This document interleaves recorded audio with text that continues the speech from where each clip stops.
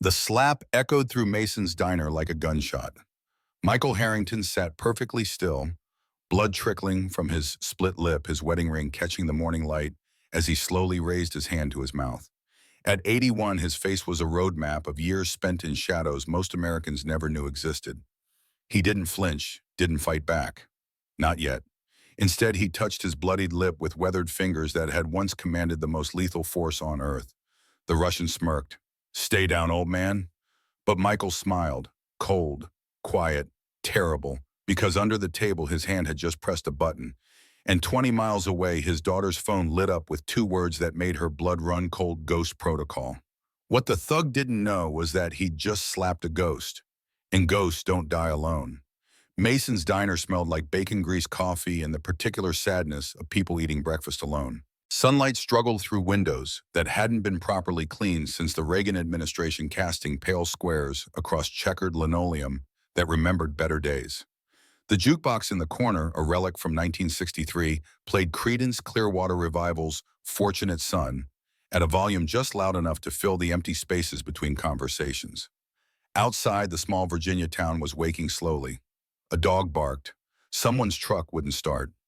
Normal sounds, safe sounds, the kind that made you forget the world could be a knife that cut without warning. Michael Harrington had been coming to Mason's diner every Tuesday morning for 15 years. Same booth by the window, same black coffee, same worn leather wallet with a photograph he couldn't bear to look at but couldn't stop carrying.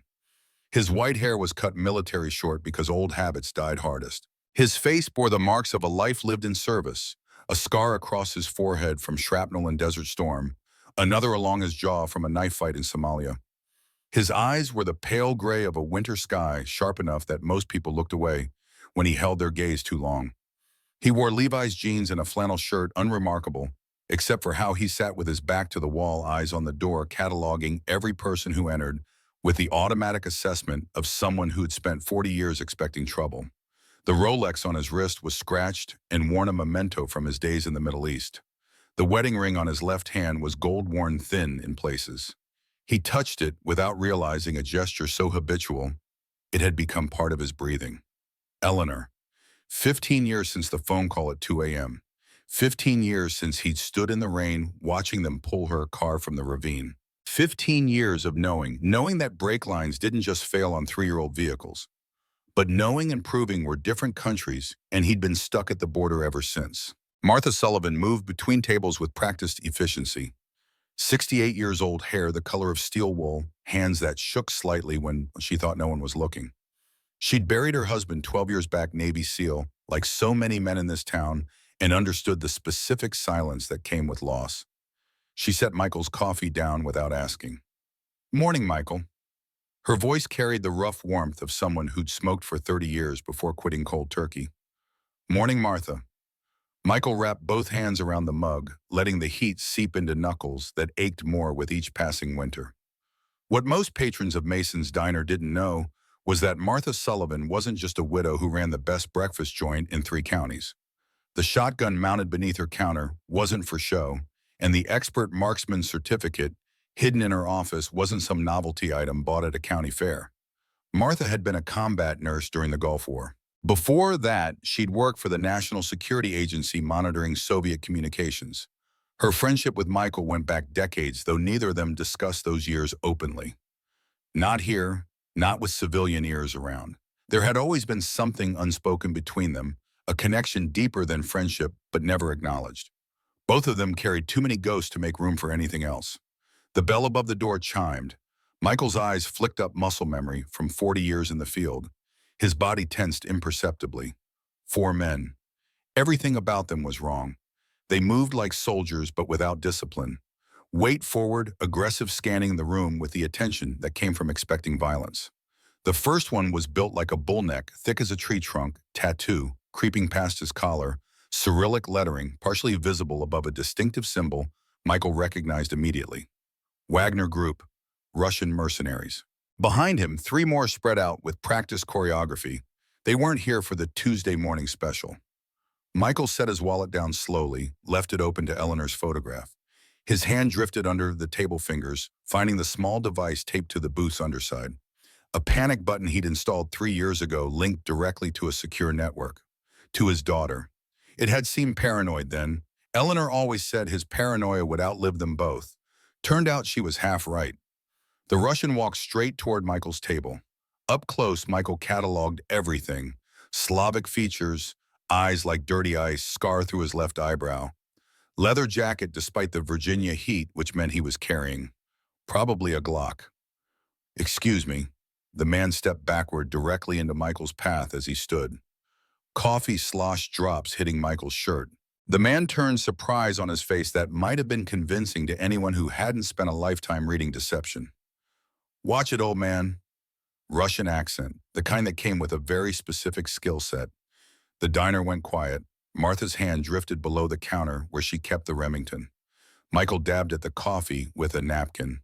Slow, controlled. No harm done. His voice was level, almost pleasant. I think there is harm, the Russian smiled. You're in my seat. This wasn't about a seat. This was something else entirely. Michael's finger was already pressing the panic button. Ghost protocol, the emergency signal. He pressed twice, then stood. I'll move. Too late. The Russian's hand moved. Suddenly there was a gun. Glock 19 pointed at chest level, just as Michael had suspected. The other 3 men shifted, blocking exits, hands moving to concealed weapons. Professional, organized. This wasn't a robbery. This was an execution with an audience. Michael's heart rate stayed steady, dropping into the calm that came from 40 years of knowing panic killed faster than bullets. He could see Martha going white. The old man at the counter, starting to stand before his wife, pulled him back. Innocent people who'd come for eggs, not to watch an old man die. The Russian leaned closer, voice dropping to a whisper. Eagle's Talon sends their regards, and so does Colonel Donovan. The name hit Michael like a physical blow. James Donovan, 30 years of friendship, of saving each other's lives. James, his best man at the wedding, Catherine's godfather. James, who disappeared 3 years after Eleanor died, faked his own death in Mexico. Michael's face didn't change. 40 years of fieldwork had taught him control, but something must have shown, because the Russian smiled wider. Ah, you remember. He wanted you to know who this was from before you died. The slap came fast, professional, designed for maximum impact and humiliation. Michael's head snapped sideways. He tasted copper blood where his teeth cut his lip. The wedding ring caught morning light as he raised his hand slowly to his mouth, touched the split, looked at blood on his fingers. He didn't fight back, didn't need to. Under the table, the signal had been sent. 20 miles south, his daughter's phone was lighting up. Ghost protocol. He looked at the Russian, at the 3 other men, now openly displaying weapons, at Martha, frozen with her hand on the shotgun, at terrified civilians who'd become hostages in what should have been a peaceful Tuesday morning. He touched his bloody lip again, then smiled. Cold, quiet, terrible. You boys, he said softly, picked the wrong diner. The Russian's smile faltered just for a second. Big talk for someone about to. Michael kicked the table hard. The edge caught the Russian in the stomach, drove him backward. Coffee mugs exploded. Michael's hand flashed to his boot, came up with a knife. 7 inches of carbon steel that had saved his life more times than he could count. He shifted into combat stance, pure muscle memory blade, held low and ready. The Russian recovered, swung the Glock around. Michael closed the distance because, inside arm's length, a gun became a liability. He grabbed the Russian's wrist, twisted with precision, born from thousands of hours of training. Felt bones grind. The Glock clattered to the floor. The knife came up, stopped a hair's breadth from the carotid artery. Down, Michael said quietly, or you bleed out in 90 seconds. The Russian went down eyes wide with sudden understanding that the old man wasn't just some random target. The other 3 had weapons raised, shouting in Russian, trying for a clear shot. Martha had the shotgun leveled, hands steady despite her age. All of you get down or I start shooting. Her voice was hard as iron. The man nearest the door opened fire, not at Michael, at the windows. Glass exploded inward. People screamed of under tables. Michael released the Russian, kicked him hard in the ribs, then dove behind the counter as bullets punched holes in the coffee maker, the pie display, the vintage Coca-Cola sign. Martha was already returning fire with calm efficiency. She caught one shooter in the leg. Good hit. Non-lethal but incapacitating. He went down screaming. Two left standing. Michael grabbed a cast iron skillet and threw it with the accuracy of someone who'd once thrown grenades for a living. It caught the second shooter square in the face with a wet crunch. He dropped like a puppet with the cut strings. The last man standing was the youngest mid-30s, with the wild eyes of someone watching his plan fall apart. He had his weapon pointed at Michael, but his hands were shaking. "Drop it," Michael said. "You drop that weapon and walk out. You might live. You keep pointing it at me, I promise you won't." Then the sound changed, the distinctive whoop, whoop, whoop of rotor blades. Black Hawk. The young Russian's eyes went wide. He knew that sound. Michael smiled. "That would be my daughter. I'd run if I were you." The young man ran, dropped his weapon, and bolted, leaving wounded companions behind. Michael didn't try to stop him. Let him run. Let him tell whoever sent him what happened when you came for Michael Harrington in his own diner. The helicopter circled overhead close enough to rattle remaining windows. Michael stood in the wreckage, broken glass everywhere, bullet holes in walls, blood on the floor, and felt something he hadn't felt in 15 years. The name Donovan echoed in his head like a church bell tolling. Martha stood slowly, looked at Michael with shock and resignation. "Delta Force, your daughter. It's complicated." He nodded toward the man she'd shot. "He going to live?" "Probably. Femoral would be spurting, clean through muscle, painful but survivable." Michael pulled out his phone. "I'll call the sheriff. You call an ambulance." His phone buzzed. Text from Catherine. "En route. ETA 6 minutes. Status." Michael typed back, "Secure. 4 hostiles. 3 down. 1 ran. Civilian safe. Wait for local LEO." 3 dots appeared. Disappeared. Appeared again. "Copy. See you in 5.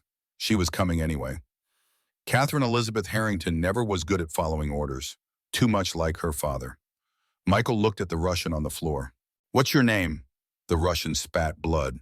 "Alexander." "Well, Alexander, when you get out of the hospital and they deport you back to whatever hole you crawled from, deliver a message. Tell Colonel Donovan that I know. Tell him I've known for 15 years that Eleanor's death wasn't an accident. Tell him I've been looking every single day. And tell him his ghosts are coming home." The Black Hawk touched down in the parking lot. Catherine Harrington was out and moving before the skid settled, weapon-ready, Alpha team behind her in perfect tactical formation. She cleared the door like a textbook breach, and her eyes found Michael standing in chaos with blood on his shirt and a knife in his hand. For just a second, something flickered across her face. Relief, maybe? Or the terror of realizing how close she'd come to losing him. Then the professional mask came down. "Clear," she called, and her team secured weapons, checked, wounded, established perimeter. Catherine crossed to Michael in 3 strides, looked him over. She was 42 with her mother's blonde hair and her father's steel gray eyes. Delta Force had carved away any softness, leaving only sharp edges and precise movement. "You're bleeding." "I'm fine, split lip. Nothing that won't heal." "Alexander Volkov," she said, looking at the Russian being secured by her team. "Known associate of several Eastern European crime syndicates. Wanted in 6 countries. She turned back to Michael. What was he doing here? Michael met her eyes, delivering the news he'd waited 15 years to share. "James Donovan is alive, Kate. He sent these men. He killed your mother." The words hung heavy as stones. Catherine's face went very still. The kind of stillness that came before volcanic eruptions. Her hand drifted to her sidearm. "Where is he?" "I don't know, but now we have leverage." Michael nodded toward Alexander Volkov. "And leverage gets answers." Sheriff Tom Bradley arrived, took one look at the Delta Force operators and bullet-riddled diner inside. "Michael, Catherine, someone want to tell me what happened." Catherine's phone rang before Michael could answer. She listened, expression hardening. "Understood. Coordinates." She wrote on her forearm. "Copy. Alpha team en route. ETA 30 minutes. She ended the call. "We have him. Intelligence intercepted a coded transmission 20 minutes ago. Old Cold War cipher. Haven't seen it used in 15 years. They traced it to an abandoned training facility in the Blue Ridge Mountains. The old SEAL compound we decommissioned in 2009. Michael felt something cold settle in his stomach. The old compound where he and James had trained together. Become brothers. Had their first drinks after Hell Week. He wants me to come. Then we don't go. We send a team. He'll rabbit. You know he will. 30 years of fieldcraft. He'll have a dozen escape routes. Michael shook his head. He wants to talk to me. Wants me to understand why. It's the only way we get closure. I have to go. Then I'm going with you, non-negotiable, Dad. She was already issuing orders. Jake, take point. Maria, overwatch. Find high ground with clear line of sight. Devon, tech. I want full surveillance. We go dark quiet and we don't give this bastard a chance to slip away.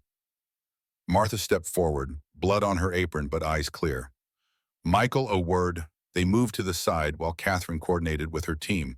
Martha lowered her voice. James Donovan, you're sure Volkov confirmed it? Martha's face hardened. I monitored some strange communications from Mexico about 3 years after Eleanor died. NSA contacts flagged it, but nothing concrete. I had suspicions. Michael stared at her. You never told me. What would I have said that I thought your best friend faked his death and might be responsible for your wife's murder? Without proof, She shook her head. I've been watching Michael, keeping tabs through old networks. There have been whispers about a group called Eagle's Talon, former Special Forces intelligence officers gone rogue. Martha, how deep are you still in? Deep enough. She reached into her pocket, pulled out a small device that looked like an ordinary key fob. Tracking beacon still works on the old frequencies. They won't be monitoring for it. She pressed it into his palm. I'm coming with you. No, too dangerous. I was monitoring Soviet communications while you were still learning to field strip in M16. She smiled, but there was nothing soft about it. I know James Donovan. I know how he thinks. And unlike you, I never trusted him. You'll need me. Catherine walked back over. Dad, we're ready. Transport's outside. One more person, Michael nodded to Martha. Catherine raised an eyebrow. The diner owner. Martha smiled thinly. NSA Special Activities Division 1982 to 1997. Specialized in signals intelligence and Russian operations. After that, combat nurse 1st Medical Battalion. She held Catherine's gaze. I was also your mother's best friend from college, and I've been watching your father's back for 15 years while he chased ghosts. Catherine looked at her father. Michael nodded once, confirming everything. Fine, Catherine said, but you follow my orders. This is my operation. Wouldn't have it any other way, Commander Harrington. The drive took 40 minutes, Blackhawks paralleling their route. Michael sat in Catherine's tactical vehicle watching Virginia roll past. The Blue Ridge Mountains rose in the distance, autumn foliage painting them in scarlet and gold. Michael thought about the last time he'd seen James Donovan. 3 years after Eleanor's funeral, a bar in Arlington, both drunk. James talking about leaving, disappearing somewhere warm. Michael had thought he meant retirement. I'm tired, James had said. Tired of pretending. Tired of being second best. Tired of watching other people get everything I should have had. Michael had barely listened, too wrapped in his own grief. 6 months later, James was dead, drowning in Mexico. Body never recovered. Paperwork so clean it had taken 3 years of digging to find inconsistencies. You okay? Catherine's voice pulled him back. Just thinking about James, about how I missed it. 30 years and I never saw what he was becoming. Jealousy, Martha said from the back seat. People have killed for less. Jealousy, envy, feeling cheated. Those are old poisons. They've started wars, toppled kingdoms, turned friends into enemies. We're about to get answers, Catherine said, eyes on the road. And answers don't care whether we understand them. When did you get so wise? Michael asked softly. I had good teachers. She didn't look at him, but her hand briefly touched his shoulder. It was the most physical contact they'd had in years. After Eleanor died, something in Michael had shut down. He'd thrown himself into the search for answers, neglecting the living for the dead. Catherine had joined the military following in his footsteps, but keeping her emotional distance.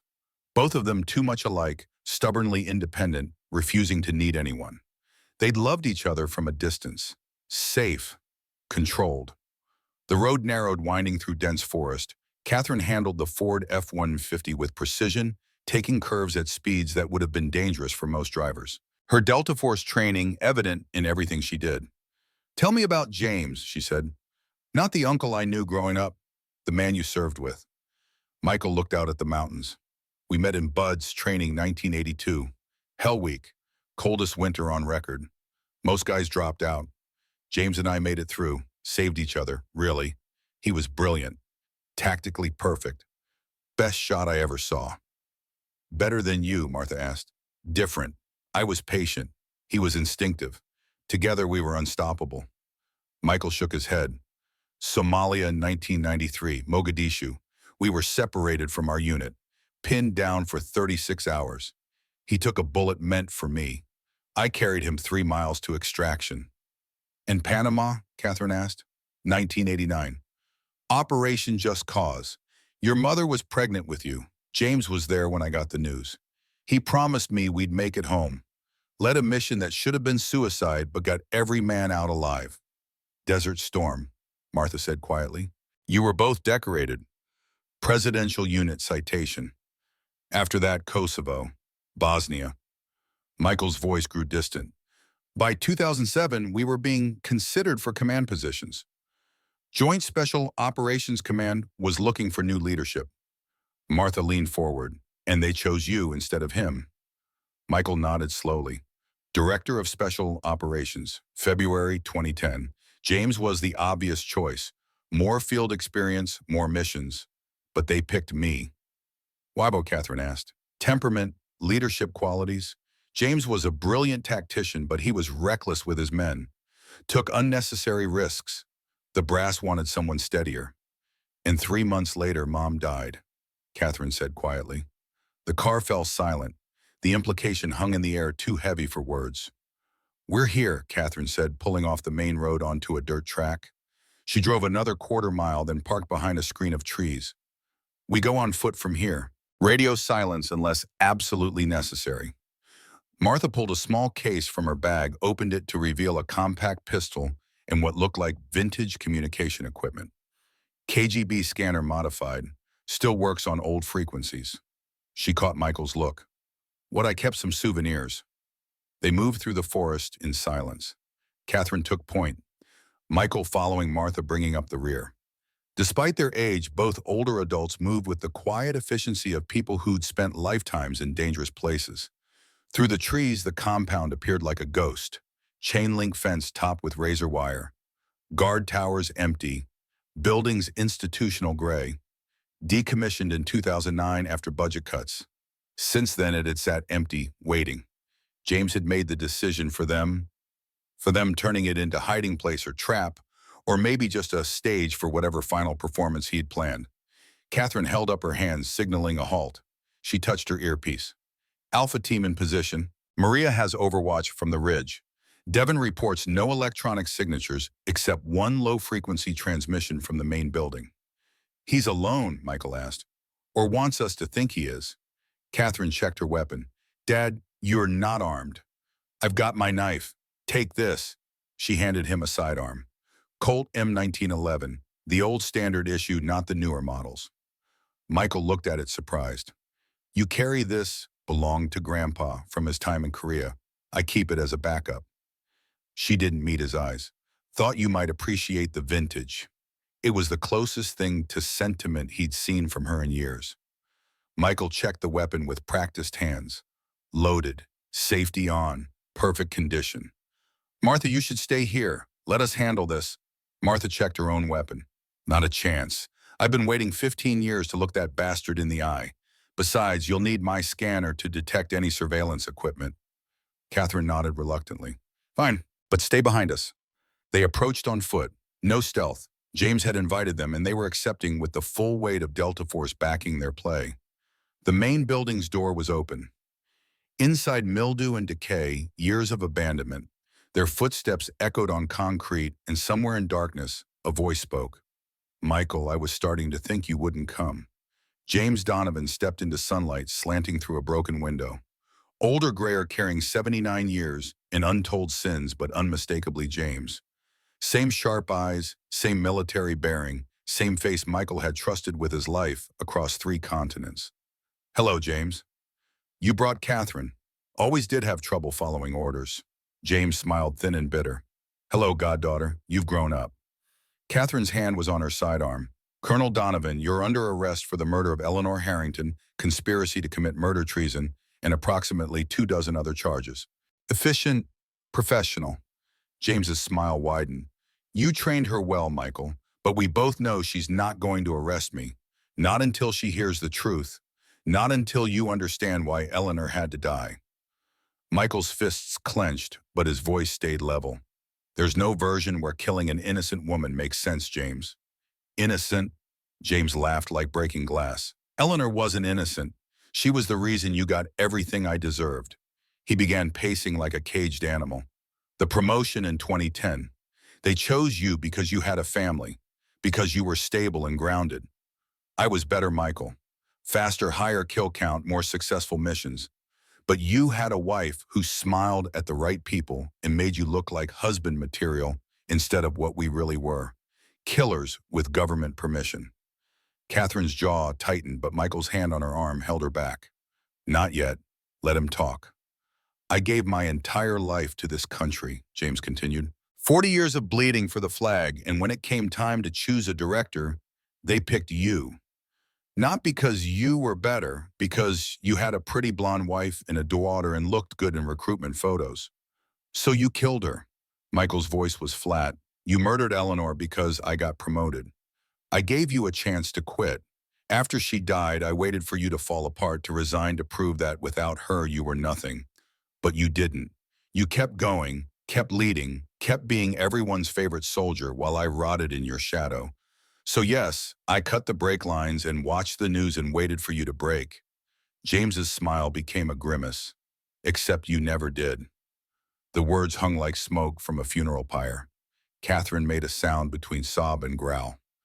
Weapon coming up, trained center mass on the man who'd been her godfather, who'd taught her to ride a bike.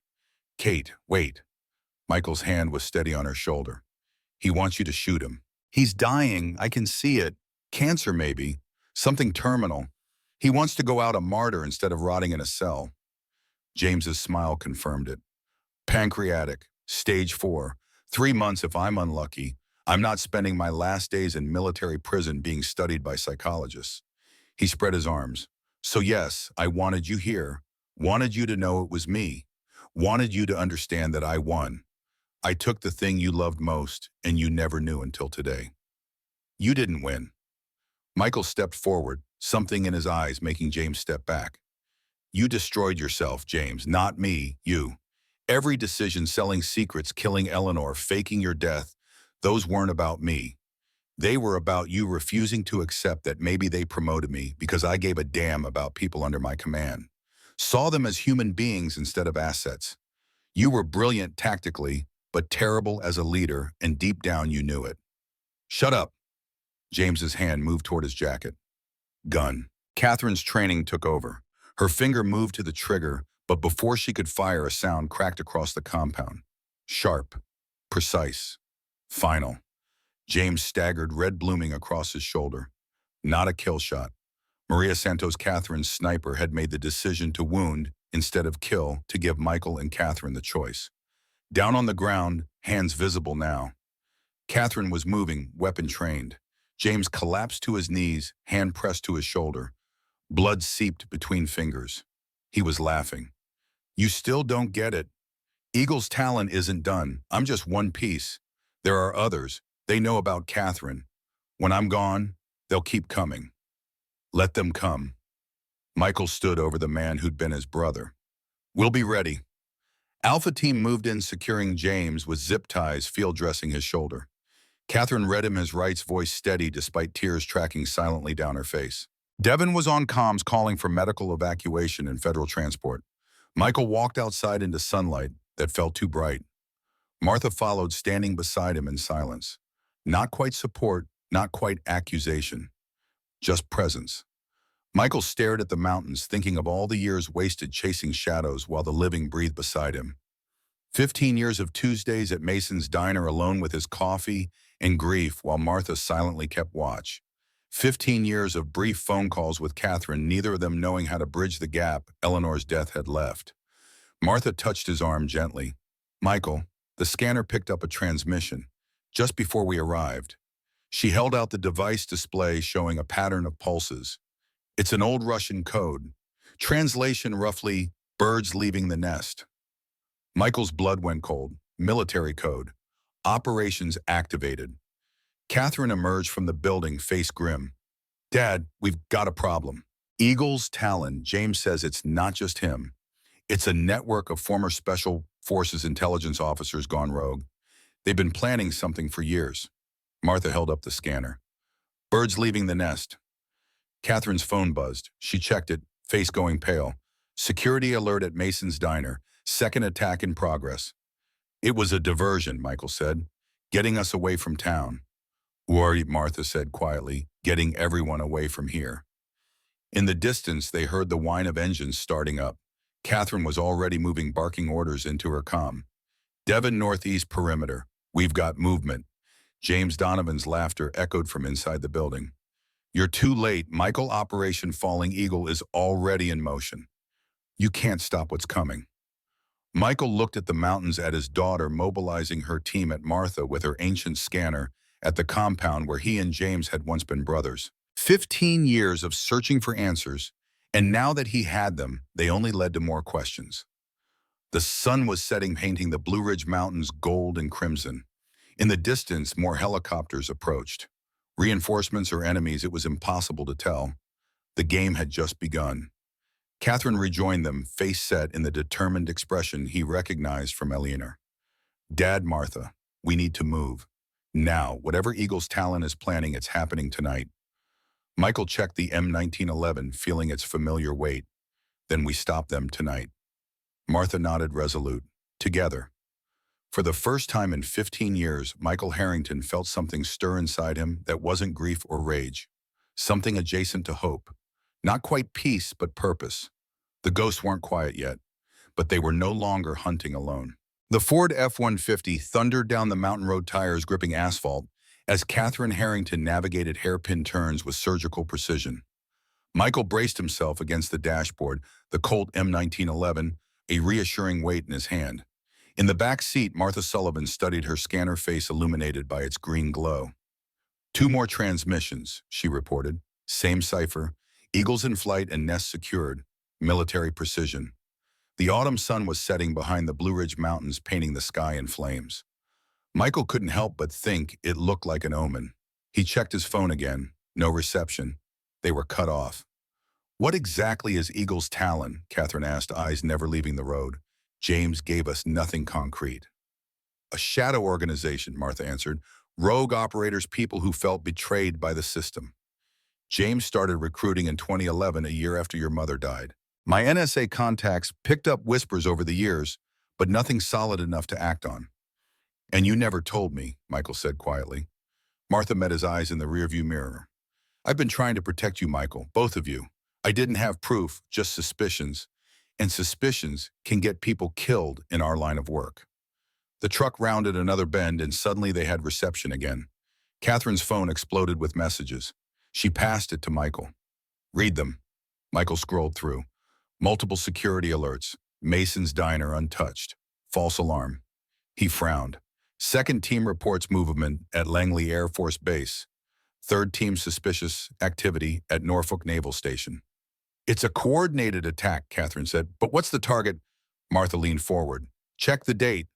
October 11th, Michael said, not understanding. Tomorrow's October 12th, Navy Day. There's a ceremony at Norfolk. All the top brass will be there. Catherine's knuckles whitened on the steering wheel. And Langley is hosting a joint chiefs meeting tonight. Preliminary security for tomorrow's event. Michael felt a chill that had nothing to do with the autumn air. James wouldn't just target military leadership. It's too obvious, too limited in scope. He thinks bigger than that. The diner was a feint, Catherine realized. They're watching our response patterns, testing reaction times. Martha's scanner beeped again. Another transmission, different frequency. She adjusted dials with practiced fingers. This one's not using the old cipher. It's... Her eyes widened. Michael, it's Broken Arrow. The military code for a nuclear incident. A missing nuclear weapon. That's impossible, Catherine said. Nuclear materials are accounted for. There would be alerts protocols activated. Unless someone inside the system is suppressing those alerts, Michael replied. James had access to everything, knew every protocol, every failsafe. Catherine's phone rang. She answered, putting it on speaker. Commander Harrington. Commander, this is Lieutenant Barnes. We've secured Donovan. He's en route to medical under heavy guard, but we found something in the compound, an operations room hidden below the main building. Maps, surveillance photos. They've been planning this for years. Target in multiple, but the primary appears to be tomorrow's Navy Day ceremony. Sir, they have photos of every admiral, every joint chief who will be attending. And something else. A pause. Schematics for a portable nuclear device.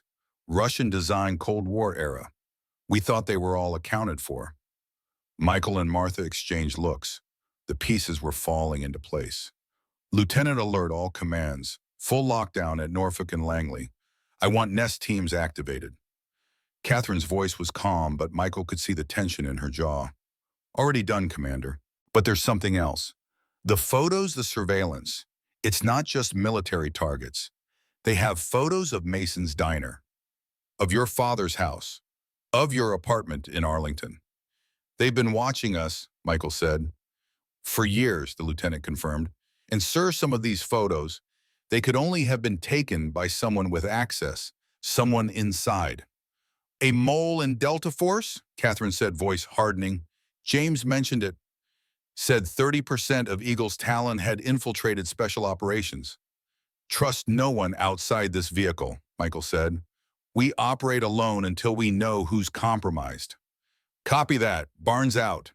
Catherine accelerated the truck's engine, growling as they descended from the mountains. We need to warn Langley in person. If there's a nuke in play. First, we need to know exactly who we're dealing with, Michael said. Martha, can you still access your old NSA databases? Not officially, but I know people who can. I'll need a secure line. My safe house in Charlottesville, Michael decided. 20 minutes from here. Secure communications, weapons, cache. We can regroup, make a plan. Catherine nodded. Makes sense. We need to... She trailed off, eyes fixed on the rearview mirror. Michael turned. Headlights appeared on the road behind them, closing fast. We've got company, Catherine said, voice dropping into combat calm. 2 vehicles, military grade by the look of them. Eagle's Talon, Martha confirmed, checking her scanner again. They're broadcasting on encrypted frequencies. Same pattern as the messages from the compound. Catherine pressed the accelerator to the floor. The F-50 surged forward, engine roaring as they took the next curve at dangerous speed. Kate, these mountains are their territory, Michael cautioned. They chose this battlefield. Then we changed the terms of engagement. Catherine spun the wheel hard, taking a sudden turn onto a dirt forest road. The truck bounced violently, suspension protesting as they left the paved surface. The pursuing vehicles hesitated at the turnoff, then followed. But Catherine had already gained precious seconds. She navigated the rough terrain with expert precision, using the truck's 4-wheel drive to power through areas that would slow their pursuers. There, Michael pointed to a narrow path between trees. That leads to the old fire road. It'll take us down the east face, connect with Highway 29. Catherine nodded, taking the turn. The path was barely wide enough for the truck branches scraping against the sides.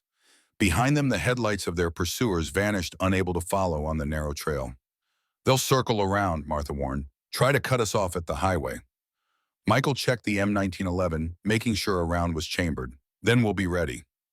The fire road was steep and treacherous, loose gravel making traction difficult. Catherine handled it masterfully, using the truck's weight to maintain control on the descent. 5 minutes to the highway, she reported. They'll be waiting, Michael said. We need a distraction. Martha reached into her bag, pulled out what looked like an old transistor radio. Signal jammer, old school but effective. It'll disrupt their communications, maybe their vehicle electronics, if they're not shielded. Range, half-mile give or take. Michael nodded. Good enough. Kate, when we hit the highway floor, don't stop for anything. The trees thinned as they approached the bottom of the mountain. Through gaps in the foliage, Michael could see the highway below stretching like a black ribbon through the valley. And parked across the access road where the fire trail met the highway, 3 black SUVs waited in ambush formation. Company, Michael said quietly. I see them. Catherine's voice remained calm. Options. Michael studied the terrain mine racing through tactical calculations. They've blocked the direct route, but they've left the drainage culvert exposed. If you hit it at the right angle, we might be able to bypass their roadblock. Might, it'll be close. Catherine's lips pressed into a thin line. Better than a firefight. Hold on. She accelerated down the final stretch of the fire road, the truck gathering momentum. Martha activated the signal jammer, its lights blinking as it powered up. The men at the roadblock spotted them scrambling to their vehicles, but the signal jammer was already working its magic, creating confusion as their communications failed. Catherine aimed the truck directly at the concrete drainage ditch that ran alongside the highway. At the last possible moment, she turned the wheel sharply, using the ditch as a ramp. The truck went airborne for a heart-stopping moment, then crashed down onto the highway with a bone-jarring impact. Tires screamed on asphalt. As Catherine fought for control, the truck fishtailing before she brought it back in line. Without hesitation, she accelerated onto the highway, leaving the roadblock behind. In the rearview mirror, Michael watched the Eagle's Talon operatives scrambling to their vehicles, but they were already falling behind. "Clean escape," he said, allowing himself a small smile. "For now," Catherine replied, checking her mirrors. "They'll regroup, call ahead. We need to get off the main roads." "Take the next exit," Michael directed. "There's a network of county roads that'll get us to Charlottesville without using the highways." The adrenaline was wearing off, leaving Michael acutely aware of his age. The pain in his joints from the rough ride, the ache in his back. 81 years old and still fighting. Still running. The irony wasn't lost on him. "You okay?" Martha asked quietly, noticing his discomfort. "Getting too old for field work," Michael admitted. "Aren't we all?" Martha smiled, but her eyes remained serious. "Michael, what James said about Eleanor? About why he did it?" "Not now," Michael cut her off, voice tight. Catherine glanced at him, then back to the road. "We need to talk about it eventually, Dad. What he said about the promotion, about Mom being the reason you were chosen over him, it was delusion." Jealousy twisted his mind. "But was there truth in it?" Catherine persisted. "The way the military looked at family stability for leadership positions." Michael stared out the window at the darkening landscape. "Yes," he finally admitted. "Having a family was seen as an asset. Stability, community ties. The perfect American soldier with the perfect American family." His voice turned bitter. "The irony is, I never wanted the promotion. I was ready to retire, spend more time with you and your mother. James knew that. So he didn't just take Mom from us," Catherine said quietly. "He took your future. Our future as a family." The weight of those 15 lost years hung between them. All the birthdays, holidays, ordinary moments that should have been shared but weren't. A father and daughter orbiting each other at a distance, connected by grief but separated by their inability to face it together. "I failed you, Kate," Michael said, the words emerging from some deep wounded place inside him. "After your mother died, I should have been there. Instead, I chased ghosts." Catherine's hands tightened on the wheel, but she didn't respond immediately. When she finally spoke, her voice was controlled, professional. "We're approaching Charlottesville. Directions to the safe house." Michael recognized the deflection for what it was. The conversation wasn't over, just postponed, like father, like daughter. "Take the next right," he directed, "then follow the road to the end." The safe house was a small cabin set back from the road, surrounded by pine trees that provided natural concealment. To casual observers, it would appear to be nothing more than a weekend getaway spot. Only someone with trained eyes would notice the reinforced door, the strategically placed exterior lights, the subtle security measures. Catherine parked the truck behind the cabin, out of sight from the road. "Secure the perimeter. I'll check inside." "I'll do the perimeter check," Michael countered. "I know the layout, the blind spots." Catherine hesitated, then nodded. The momentary power struggle resolved, they moved with practiced efficiency. Michael circled the property, checking the security systems he'd installed years ago. Still operational, no signs of tampering. Martha accompanied him, the scanner in hand, sweeping for electronic surveillance. "Clear," she reported. "No bugs, no transmissions." They rejoined Catherine inside the cabin. She had already activated the backup generator, bringing the safe house's systems online. "Communications are up," she reported. "I've established a secure link with my second-in-command, Major Chen. She's coordinating with Nest teams at Norfolk and Langley. No sign of nuclear materials yet, but they're still searching."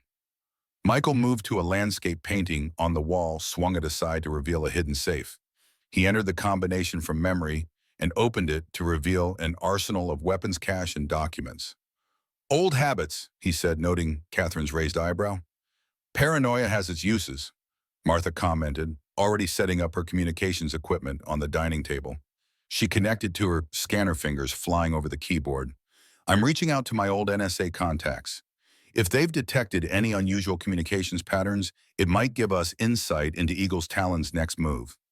Michael selected weapons for each of them, modern sidearms to supplement what they already carried extra ammunition. Then he pulled out a small black notebook from the safe, its pages filled with handwritten notes. What's that? Catherine asked. Insurance? Michael opened it to reveal names, dates, coordinates. I've been tracking inconsistencies in official reports for 15 years. Operations that didn't make sense, personnel reassignments, without clear justification, funding discrepancies. I thought I was looking for Eleanor's killer, but I might have been documenting the rise of Eagle's Talon without realizing it. He spread the notebook open on the table. James didn't build this organization overnight. He recruited, carefully positioned his people strategically. If we can identify his key lieutenants, we might be able to predict their next move. Catherine studied the notebook, her tactical mind connecting dots. These dates correlate with major leadership changes in special operations commands. And these names, she pointed to several entries. At least 3 of them are now in positions that would give them access to nuclear security protocols. Martha looked up from her computer. I've got something. NSA detected an unusual pattern of communications 2 days ago. Burst transmissions, highly encrypted, originating from multiple locations but converging on a single point. Where? Michael asked. An abandoned mining complex near Norfolk. NSA flagged it as suspicious but didn't have enough to justify a raid. Catherine was already reaching for her phone. I'll alert the Nest teams to redirect.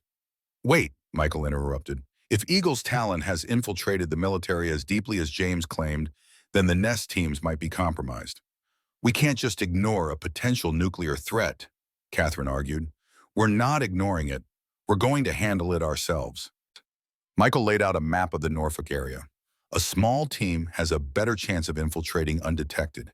3 people who know they can trust each other. Martha nodded. He's right. Eagle's Talon will be watching for official response teams. They won't be expecting a rogue operation. This is insane, Catherine said, but her objection lacked conviction. We're talking about a potential nuclear device.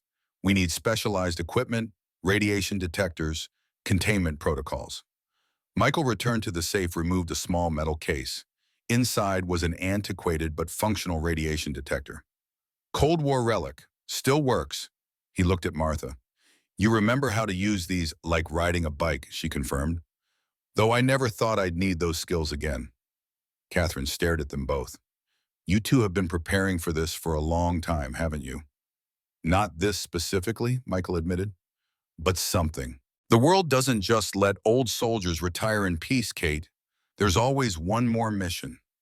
His daughter's face softened slightly. You could have told me. I would have helped. You had your own battles. Michael checked his watch. We need to move. Norfolk is 3 hours away. If they're planning to hit the Navy Day ceremony, they'll position the device tonight. Martha's computer beeped. She studied the screen, face grave. Another transmission. Same source. Dawn operation confirmed. That's our timeline, Michael said. We locate and secure the device before dawn. Catherine nodded, professional mask back in place. I'll coordinate with Major Chen, establish a backup plan in case we fail. But we go in dark, no official channels, minimal communication. Like old times, Martha said, sharing a look with Michael that spoke of missions decades past, secrets they still carried. As Catherine stepped outside to make her call, Martha moved closer to Michael. You know what we're really doing, don't you? We're preventing a nuclear attack, Michael said, continuing to check his equipment. Yes, but we're also walking into James Donovan's endgame. Martha's voice dropped lower. Think about it, Michael. James is dying. He knew we'd capture him. This isn't just about revenge anymore, it's about legacy. His final statement. Michael paused, the weight of her words sinking in. You think he wanted us to find the device? I think he wanted you to find it, to face an impossible choice. Martha's eyes were somber. James was always obsessed with proving he was better than you. What better way than forcing you to make the ultimate sacrifice? Before Michael could respond, Catherine returned. Chen is on standby. She'll monitor official channels to feed us any intelligence without revealing our position. She surveyed them both. What's wrong?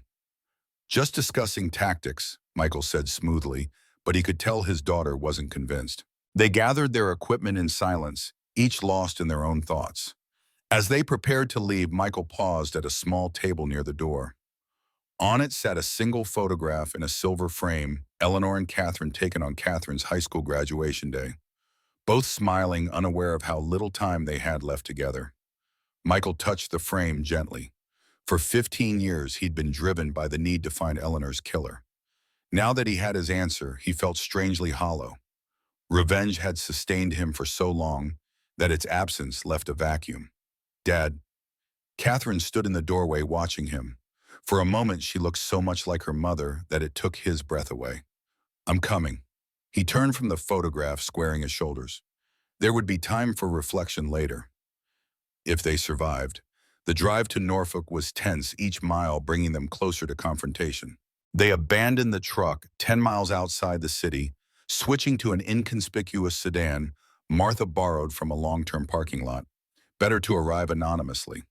The abandoned mining complex sat on the outskirts of Norfolk, a relic from the 1950s, when coal was still king. Its rusted structures rose like skeletal fingers against the night sky, surrounded by chain-link fence bearing faded no trespassing signs. They parked half a mile away, approaching on foot through dense underbrush. Catherine took point, moving with the fluid grace of a predator. Michael and Martha followed their movements, slower but no less precise. Age had taken its toll on their bodies, but not on their training or resolve. Martha consulted her scanner periodically, confirming the continuing transmissions from within the complex. As they neared the perimeter, Catherine held up a hand, signaling a halt. Security cameras, she whispered, pointing to nearly invisible devices mounted on the fence posts. Modern, motion activated. They're expecting company, Michael observed. Martha studied her scanner. The signals are coming from the main building, central processing facility. Michael surveyed the complex, identifying potential entry points, security measures, escape routes. Old instincts resurfacing. The ventilation shaft on the east side, it's partially collapsed but still passable. Security would focus on obvious entry points. Catherine nodded. I'll create a diversion on the west perimeter. Draw attention away from your approach. Too dangerous, Michael objected. We stay together. We don't have time to argue, Dad. This is tactical necessity. Catherine's tone brooked no disagreement. I have the training, the speed. I can evade capture if necessary. You and Martha locate the device. Michael recognized the logic, even as every paternal instinct screamed against putting his daughter in danger. But Catherine wasn't just his daughter anymore. She was Commander Harrington, Delta Force. And she was right. 15 minutes, he conceded. Then you join us at the central facility. Radio check every 5 minutes. If you miss a check-in, we come looking. Catherine nodded, slipping extra magazines for her sidearm into her pockets. Martha, can that scanner detect radiation signatures? Basic ones, yes. It'll get us close, but we'll need the Geiger counter for precision. Good enough, Catherine checked her watch. Synchronize. 0200 hours. I move in 5 minutes. You proceed to the ventilation shaft at 020. The military precision was comforting, familiar. Michael watched his daughter disappear into the darkness, moving like a shadow between the trees. Pride mingled with fear in his chest.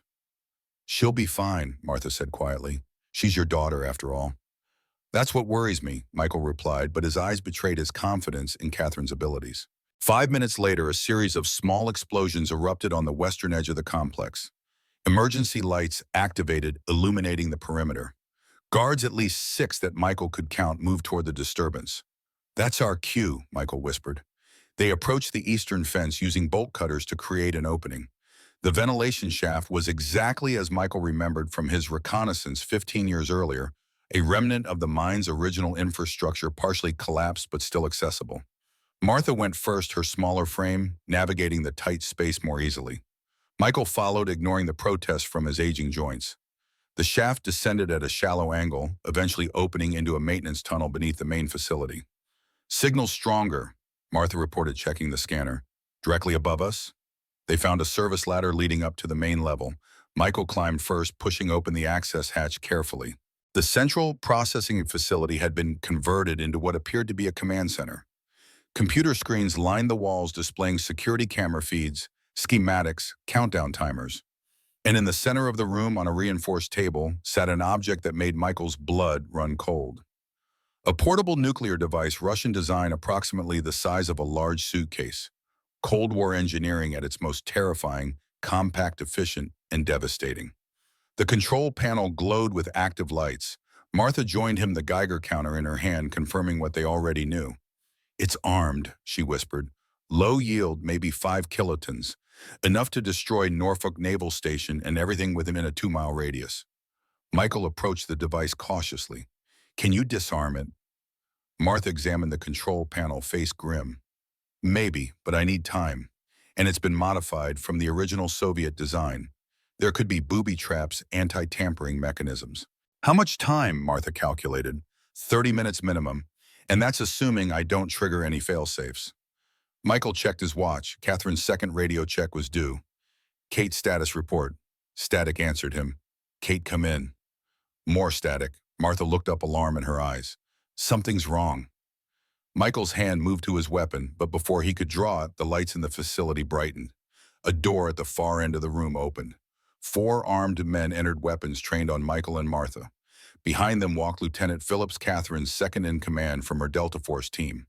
And between them, hands zip-tied behind her back, was Catherine. "Commander Harrington sends his regards," Phillips said with a cold smile. "Oh, and before you try anything heroic," he held up Michael's radiation detector.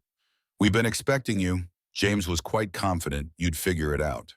Michael's mind raced, calculating odds, searching for options. But with Catherine as a hostage, his choices were severely limited. "Where's James?" he asked, playing for time. "Being transported to a secure medical facility under our control." Phillips gestured to the nuclear device.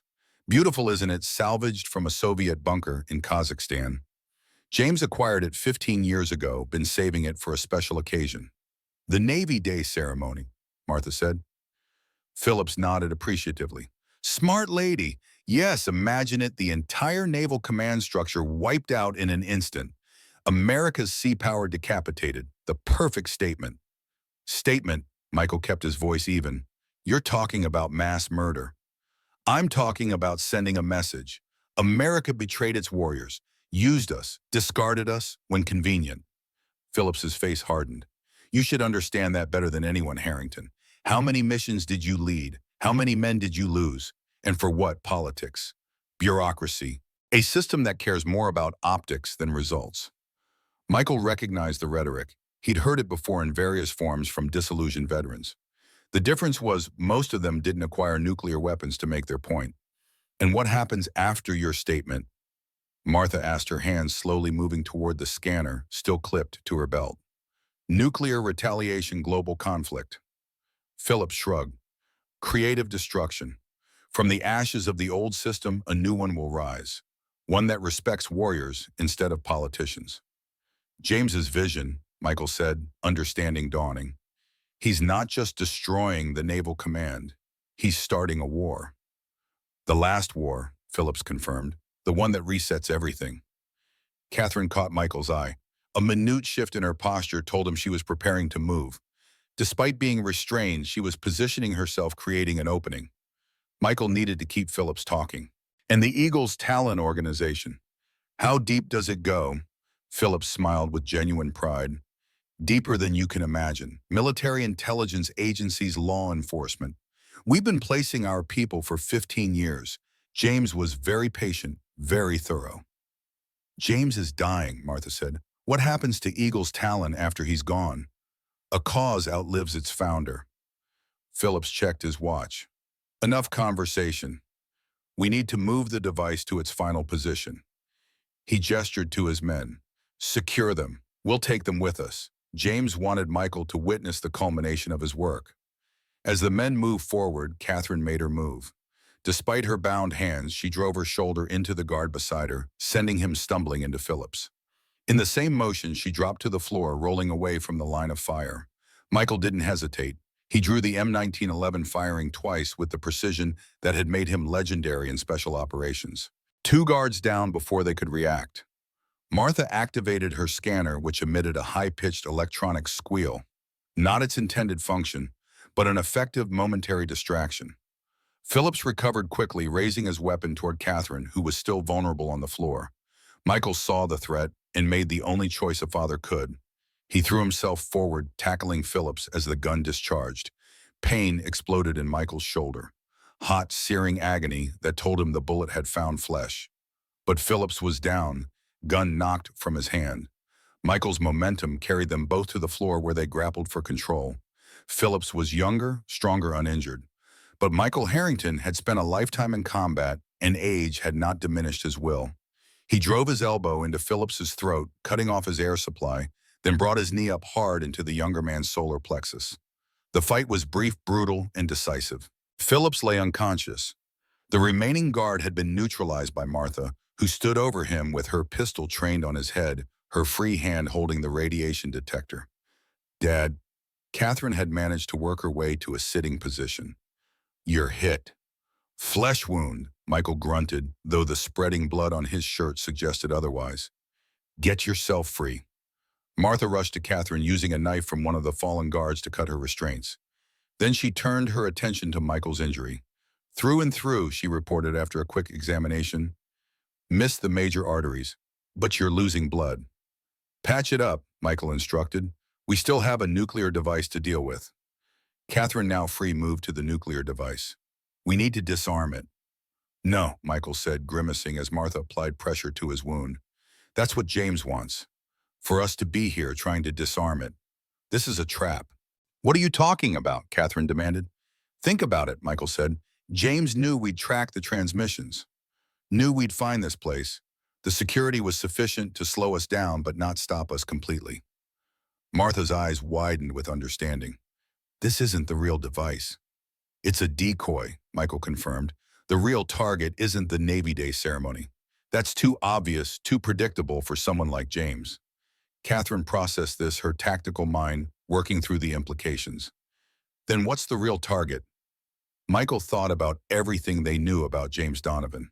His psychology, his motivations, his obsession with legacy and recognition.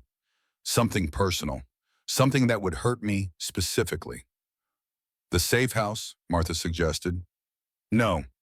Michael shook his head. James thinks bigger than that. Realization struck him like a physical blow. Mason's diner. The diner. Catherine looked skeptical. Why would he target a small-town diner? Because it's where I go every Tuesday morning, where I've spent 15 years mourning Eleanor. It's symbolic to him. Michael struggled to his feet, Martha supporting him. And it's in the center of town. Civilian casualties would be massive. Catherine checked one of the computer screens. These are linked to a central server. Maybe we can access Eagle's Talon's actual plans. Her fingers flew over the keyboard. I need a password. Michael thought back to his conversations with James, to the notebook full of clues he'd collected over 15 years. Try second best. It's how James always saw himself in relation to me. Catherine typed it in. The screen remained locked. No good. Try Eleanor, Martha suggested quietly. The screen unlocked instantly, revealing a network of files, communications, operational plans. Catherine navigated through them with practiced efficiency. You're right, Dad. The diner is the target. There's a second device scheduled for detonation at 0600 hours. Dawn, Martha said, when the breakfast crowd starts arriving. Michael checked his watch. 0330 hours. Less than 3 hours remaining. We need to move. Now. Wait, Catherine continued scanning the files. There's more. Multiple targets all scheduled for sequential detonation throughout the day. Mason's diner is just the first. After that, military installations, government buildings. Her voice faltered. Dad, this isn't just a statement. It's the beginning of a coordinated attack across the entire eastern seaboard. Eagle's Talon revealing itself, Michael said grimly. James's final legacy. We need to alert authorities, Martha urged. Not yet, Michael cautioned. If Eagle's Talon is as deeply embedded as Phillips claimed, a general alert might tip them off, accelerate their timeline. Then what do we do? Catherine asked. Michael straightened, pushing through the pain of his injury. We stop the first attack. Secure the device at the diner. Once we have it, we can prove the threat is real, identify which authorities we can trust. Catherine nodded, downloading files onto a portable drive. These contain the identities of Eagle's Talon operatives, their positions, the complete attack plan. Our insurance policy. They bound the unconscious Eagle's Talon members securely, then made their way out of the facility. The eastern sky was beginning to lighten, the first hint of dawn approaching. Time was running out. Catherine drove, pushing the sedan to its limits on the empty pre-dawn roads. Michael sat beside her, Martha in the back, continuing to monitor communications on her scanner. Multiple transmissions, she reported. They know something's wrong. The mining facility team missed their check-in. How far to the diner? Michael asked. At this speed, just under 2 hours. Catherine answered, hands tight on the wheel. Not fast enough, Michael muttered. There's an airfield 15 minutes from here, Catherine said. Small regional airport. Delta Force maintains emergency transportation assets there. Will they release a helicopter to you without authorization? Martha asked. Catherine's smile was cold. They will when I tell them it's a matter of national security. And if that doesn't work, I'll take it anyway. Michael felt a surge of pride mixed with concern. Kate, that's court-martial territory. Stopping multiple nuclear detonations outweighs career considerations, Dad. She glanced at him. Besides, I learn from the best when it comes to bending rules for the greater good. The regional airport was quiet at that hour, a single sleepy security guard at the gate. Catherine's military ID and commanding presence were sufficient to gain them entry. The guard didn't even question Martha's presence or Michael's obviously injured state. The Delta Force emergency asset turned out to be a sleek black helicopter, fueled and ready for immediate deployment. Catherine conducted a rapid pre-flight check while Michael and Martha settled in. You sure you can fly with that shoulder? Martha asked Michael quietly. I'm not flying, Kate is. He managed a thin smile. My little girl all grown up. Martha squeezed his hand. She's extraordinary, Michael. Eleanor would be so proud. I know. Michael looked out at the lightening sky. I just wish I'd told her that more often. The helicopter lifted off smoothly, Catherine handling the controls with the same precision she brought to everything. They flew low, following the contours of the land to minimize radar visibility. The rising sun painted the landscape in gold and amber, a beautiful morning that belied the danger awaiting them. ETA to Mason's Diner, 30 minutes, Catherine reported. Michael nodded, checking the fresh bandage Martha had applied to his shoulder. The pain was manageable now, pushed to the background by the urgency of their mission. Martha, can that scanner detect the nuclear device's signature from the air? Martha adjusted settings. Possibly if we're close enough, but I'd need to calibrate it to filter out background radiation. Do it, Michael instructed. We need to locate the device before we land. Time is critical. As they approached the small Virginia town, Martha's scanner began to register reading funds. I'm getting something, faint but consistent with the signature from the decoy device. Location, Catherine asked him. Martha studied the readings. Not the diner itself, something nearby. She pointed to a structure adjacent to Mason's Diner. There, the old hardware store. It's been closed for years. Perfect hiding place. Michael nodded. Close enough to the diner to achieve James's symbolic target, but separated enough to set up without attracting attention. Catherine began the descent, aiming for an empty field behind the hardware store. I count 4 vehicles parked on the street. Black SUVs, Eagle's Talon security. Heavy presence for a town this size, Michael observed. They're expecting trouble. And we're about to give it to them, Catherine confirmed, bringing the helicopter down with expert precision. The moment they touched down, she cut the engines. Quick and quiet, we identify the device's exact location, then neutralize the security team. I'll handle the device, Martha said, holding up the radiation detector. You two deal with security. Michael checked his weapon, ignoring the pain in his shoulder. Just like old times, eh, Martha? Except back then I was patching you up after the mission, not during it. She gave him a look that held decades of shared history.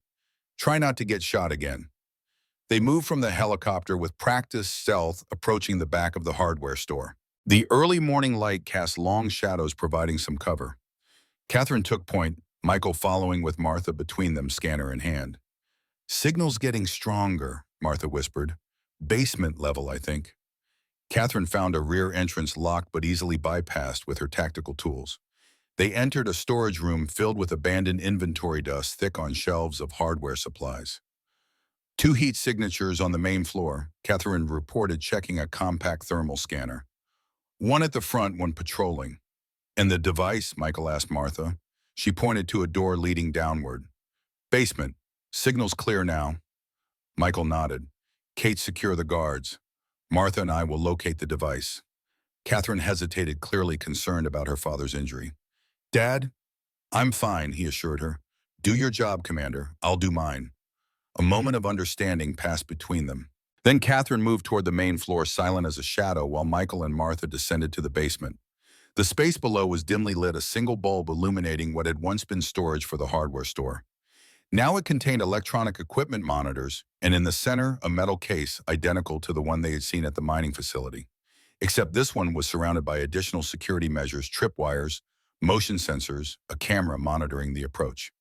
James left us a challenge, Michael observed. Martha consulted her scanner. It's definitely active. Timer display shows 38 minutes remaining. Michael studied the security setup.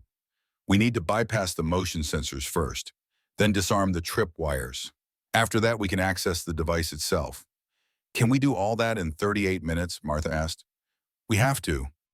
Michael began the delicate work of disabling the security measures, drawing on decades of experience with explosive devices and booby traps. His injured shoulder made the work more difficult, but his hands remained steady. Above them, they heard the muffled sounds of conflict, Catherine engaging the guards. Quick, professional, minimal noise. First sensor bypassed, Michael reported, sweat beading on his forehead despite the cool basement air. Martha, can you reach the second one? Martha carefully extended her arm past the disabled sensor, working on the next one in the sequence. Almost got it. A loud crash came from upstairs, followed by gunfire. Michael tensed instinctively, wanting to go to his daughter's aid, but knowing the nuclear device had to take priority. She can handle herself, Martha reminded him, focused on her task. I know. Michael continued working. Second tripwire disarmed. The basement door burst open. Catherine appeared a fresh cut on her cheek, but otherwise unharmed. Security neutralized, but we've got more company coming. Eagle's Talon must have a backup team in the area. How long? Michael asked, not looking up from his work. 10 minutes, maybe less. The device is on a 35-minute timer, Martha informed her. We've bypassed 2 of the 4 security measures. Catherine assessed the situation quickly. I'll secure the perimeter, buy you time. She hesitated, then added, Be careful, Dad. You too, Katie. The childhood nickname slipped out without thought. Catherine's expression softened momentarily before she disappeared back upstairs. Michael and Martha worked in practiced tandem, each movement deliberate and precise. Years of training, decades of experience, guiding their hands as they navigated the complex security system James had left for them. Last trip wire, Michael announced. Martha, be ready with the disarming procedure once we have access. Martha positioned herself, tools ready. Just like Beirut in '83, she said, attempting to lighten the tension. Let's hope this goes better than Beirut. Michael carefully cut the final wire, holding his breath as he waited for any reaction. Nothing happened. We're clear. They approached the device itself. Up close, it was more sophisticated than the decoy they'd seen earlier. The control panel was partially in Russian, partially modified with English labels. James wanted you to be able to read it, Martha observed, to understand exactly what he'd created. Michael studied the timer, 28 minutes remaining. Can you disarm it? Martha examined the control panel. Yes, but it's not straightforward. Looks like James added his own fail-safes. If I make a mistake, it could accelerate the countdown. No pressure, Michael said with grim humor. Martha began the delicate process of disarming the nuclear device, her fingers moving with the precision of someone who had trained for this exact scenario decades ago. Michael watched, providing assistance where needed, acutely aware of the minutes ticking away. Upstairs, gunfire erupted again. Louder this time, more sustained. Catherine engaging the Eagle's Talon reinforcements. Almost there, Martha murmured. 2 more sequences to deactivate. The basement door crashed open again. This time it wasn't Catherine. 2 men in tactical gear, weapons raised, stormed in. Step away from the device, the first one shouted. Michael drew his weapon in one fluid motion, firing twice. The first man went down. The second returned fire, forcing Michael to dive behind a stack of crates for cover. "Keep working," he called to Martha, who had ducked but continued the disarming procedure. Bullets splintered the crates around Michael. His shoulder wound protested as he shifted position, trying to get a clear shot. The gunman was well-trained, maintaining cover while advancing methodically. 19 minutes, Martha reported calmly despite the chaos. Michael waited for the gunman to move again, then took his shot. The bullet found its mark, and the second intruder collapsed. "Status," he called to Martha. "Final sequence," she responded. "Need 2 more minutes." More footsteps thundered above them. The gunfire had intensified. Catherine was outnumbered, fighting against overwhelming odds to buy them time. Michael made a decision. "Finish it," he instructed Martha. "I'm going to help Kate." "Michael, you can handle this." He met her eyes. "I trust you." Martha nodded once, understanding the weight of that trust.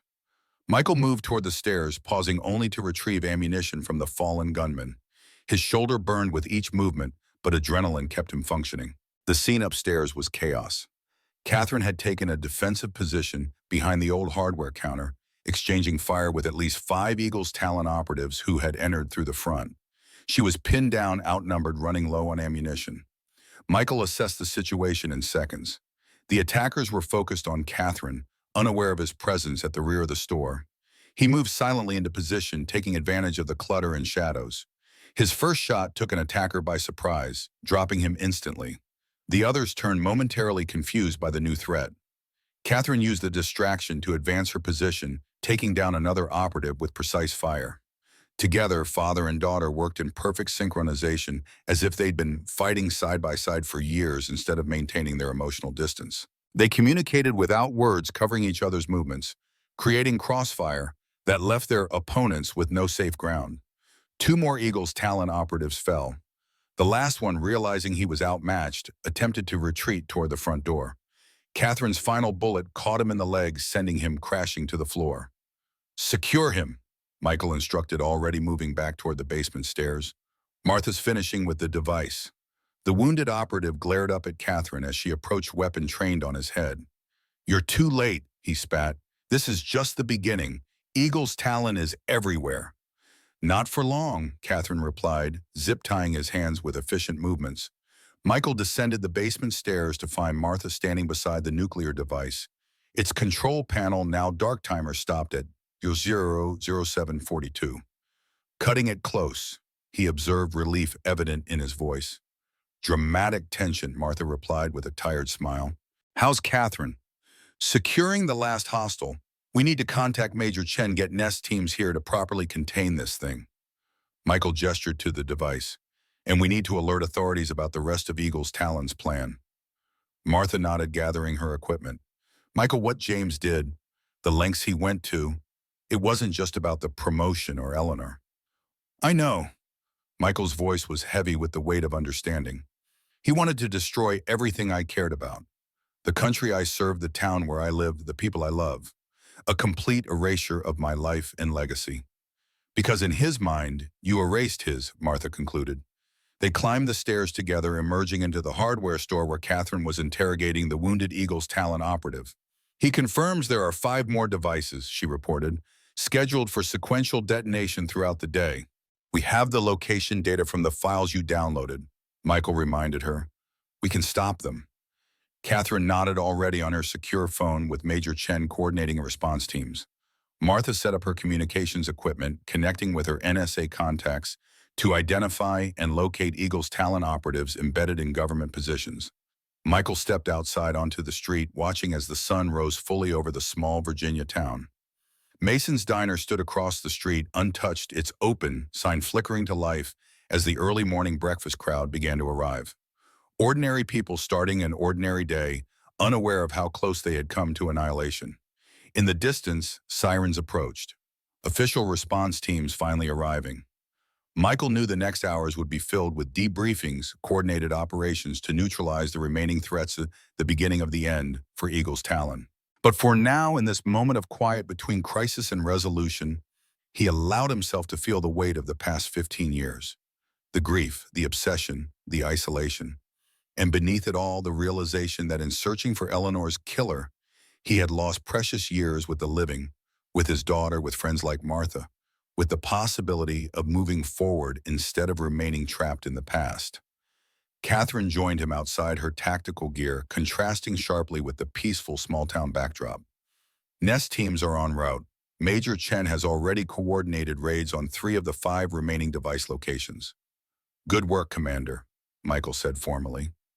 Catherine studied him, then asked quietly, "What happens now, Dad, after this is over?"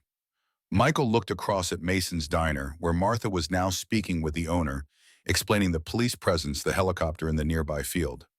"Now," Michael said slowly, "we start living again." His daughter's hand found his squeezing gently, a simple touch bridging years of distance. Behind them, the first Nest team vehicles arrived, specialists in hazmat suits approaching the hardware store. The machinery of official response grinding into action.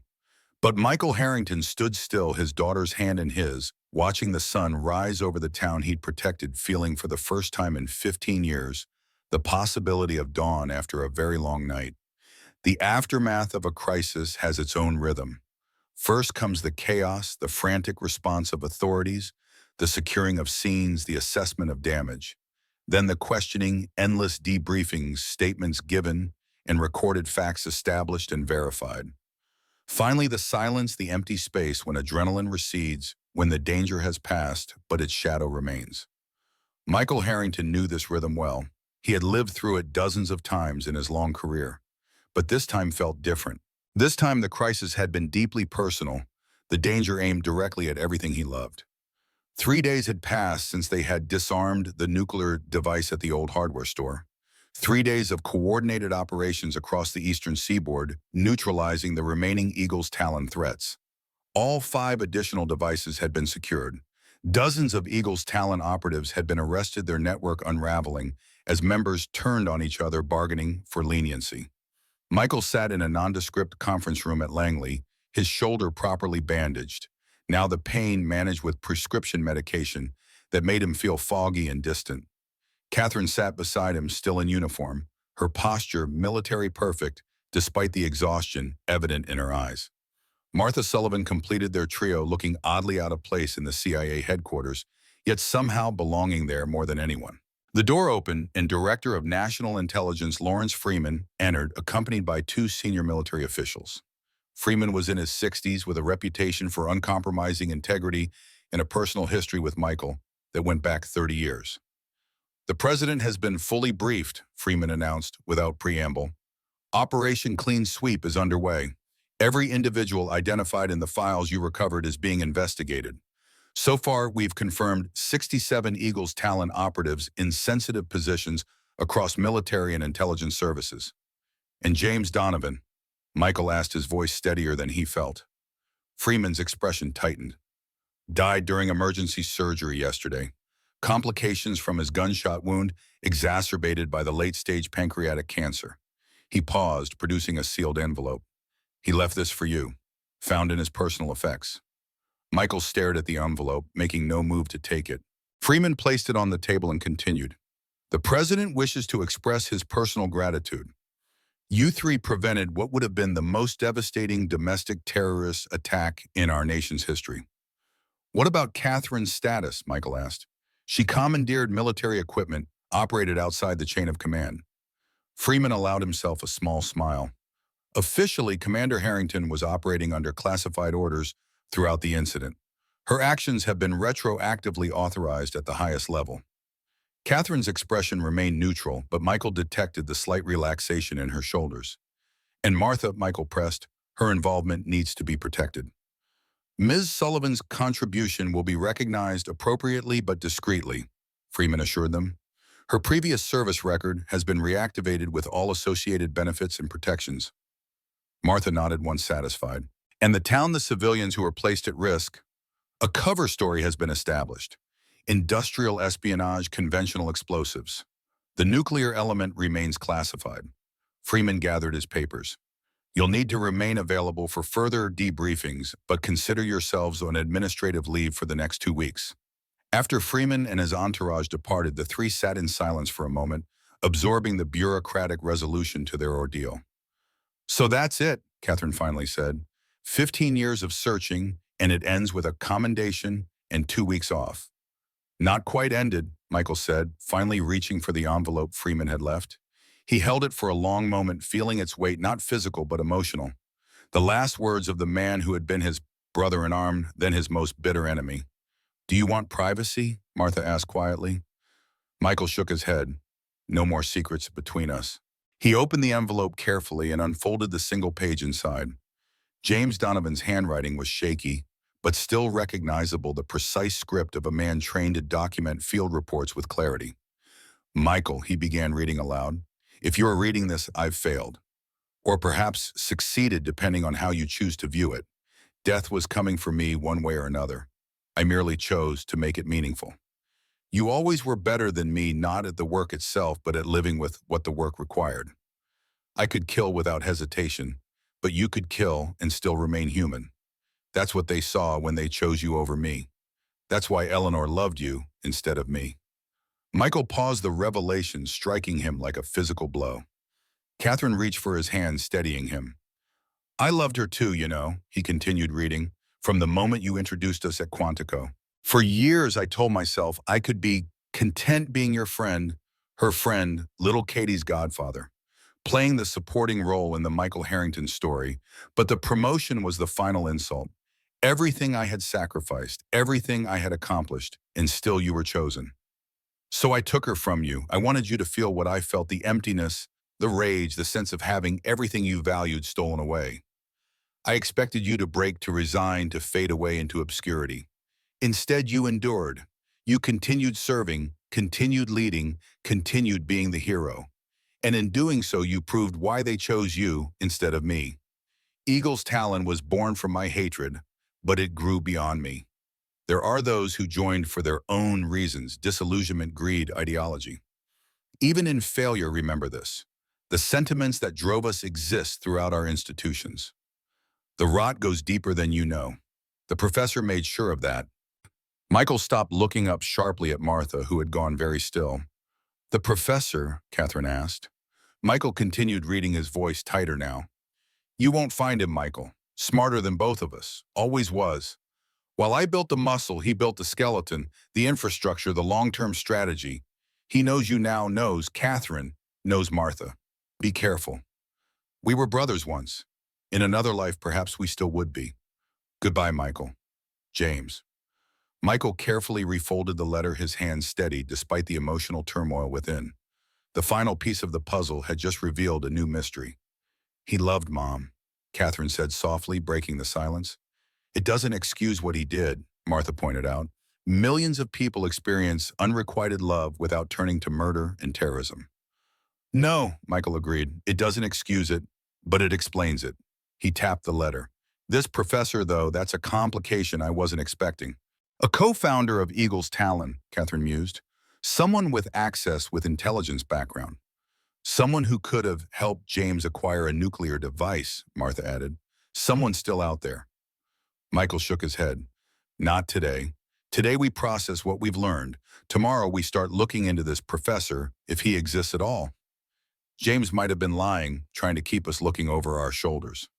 "Psychological warfare to the end," Martha agreed.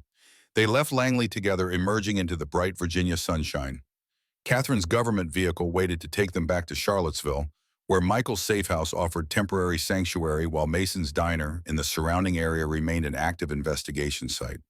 The drive was quiet, each lost in their own thoughts. The adrenaline that had sustained them through the crisis was long gone, leaving in its wake the bone-deep exhaustion that follows extended danger. At the safe house, Catherine insisted on checking Michael's bandages, her touch professional, but with a gentleness that hadn't been there before.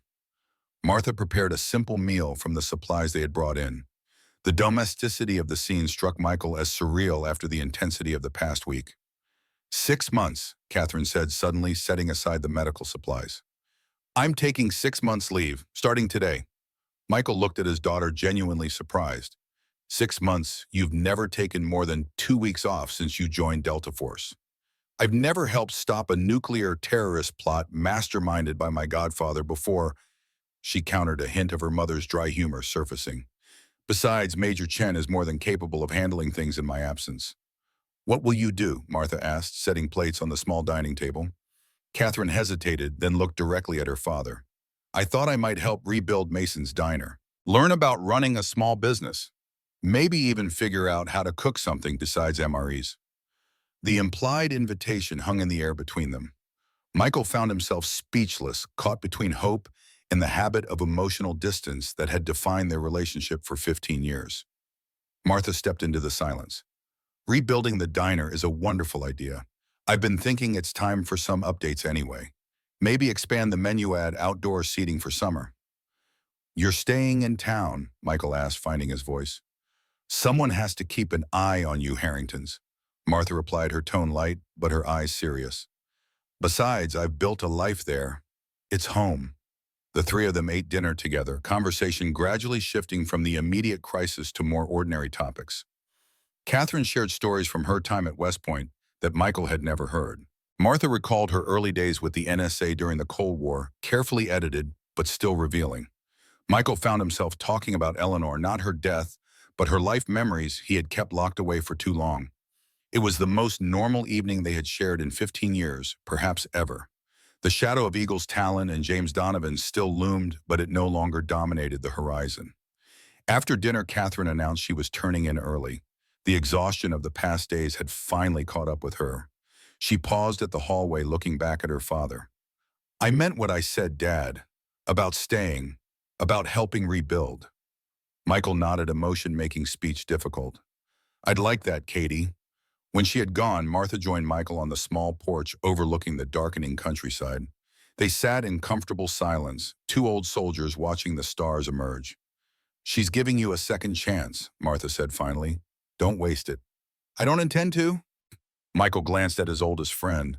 What about you, Martha? What does life after Eagle's Talon look like? Martha considered the question, looking out at the night. I've been living half in the shadows for so long, I'm not sure I remember what normal looks like. She smiled slightly, but I'm willing to find out. The comfortable silence returned, broken only by the sounds of the Virginia night crickets, a distant owl, the rustle of wind through pine trees. Martha's hand found his on the armrest between their chairs, a gesture of companionship that held the possibility of something more. James was wrong about one thing, Michael said quietly. In his letter, he said he took Eleanor from me. But he didn't, not really. He squeezed Martha's hand gently. What we had, who she was, that lives on in Catherine, in memories, in the choices I make every day. He couldn't take that away, no matter how hard he tried. Martha's eyes reflected starlight as she looked at him. That's why you won, Michael. Not just this week, but every day for the past 15 years. Because you carried her with you instead of letting grief consume you. I wasn't always successful, he admitted. None of us are. That's what makes us human. Later, lying in bed but unable to sleep, Michael found himself thinking about the future for the first time in years. Not just the next mission, the next lead to follow, but actual possibilities stretching out before him. Catherine staying in town. Martha's presence in his life evolving into something deeper. The diner rebuilt, perhaps with his name alongside hers on the sign. A second chance indeed, but underneath it all, a whisper of caution. The professor, a loose end in an otherwise neatly tied package. Someone who knew them, who might be watching even now. James's final attempt to keep Michael vigilant, or a genuine threat still lurking in the shadows. Michael pushed the thought aside. Tomorrow would bring new challenges. Tonight was for rest. 2 weeks later, Michael stood in the empty shell of Mason's diner, surveying the damage from the FBI search that had followed the Eagle's Talon incident.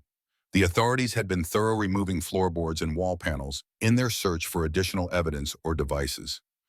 The booths where he had spent so many solitary Tuesday mornings were gone, the counter dismantled, the vintage jukebox taken for examination.